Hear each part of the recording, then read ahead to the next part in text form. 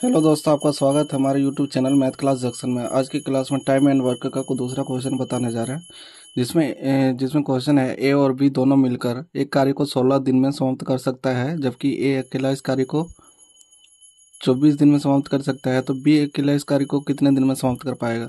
तो यहाँ समय पूछा, बी अकेला इस कार्य को कितने दिन में समाप्त कर पाएगा, यानी कि टाइम पूछा है। टाइम के लिए यहाँ कुल वर्क पता होना चाहिए और क्षमता पता होना चाहिए। तो यहाँ किसका दिया? ए अकेला इस कार्य को कितना? 24 दिन। ए का कार्य दिया है 24 डेज।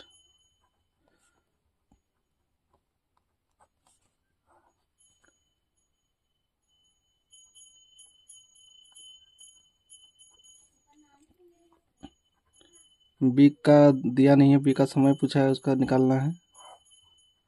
और ए प्लस बी का कितना दिया है? 16 दिन। तो सबसे पहले कुल काम निकालने के लिए दोनों का एलसीएम निकालना पड़ेगा। 24 और 16 का एलसीएम कितना हो जाएगा? 8 × 24, 8 दूनी 16, 8 × 24 दूनी 48। कुल काम हो जाएगा 48। और क्षमता कैसे निकलता है दोस्तों? अब यहाँ पे 48 को 24 से भाग देंगे तो ए का क्षमता निकल जाएगा, यानी कि 24 दूनी 48। तो ए का क्षमता हो गया 2। और ए प्लस बी का दोनों का क्षमता कितना हो जाएगा? 16 × 48। तो यहाँ पर देखिए 2 है, यहाँ पे 3 है, मतलब ए प्लस बी मिलकर 3 है, और यहाँ पे ए का 2 है, तो बी का कितना हो जाएगा? 1 हो जाएगा। 2 और 1 3 हो जाता है। तो यहाँ पे पीछा है बी का, तो बी का पूछा है, तो बी का मतलब समय पूछा है, तो कुल काम बटा क्षमता हो जाएगा। तो कुल काम कितना है? 48। और क्षमता बी का कितना है? 1।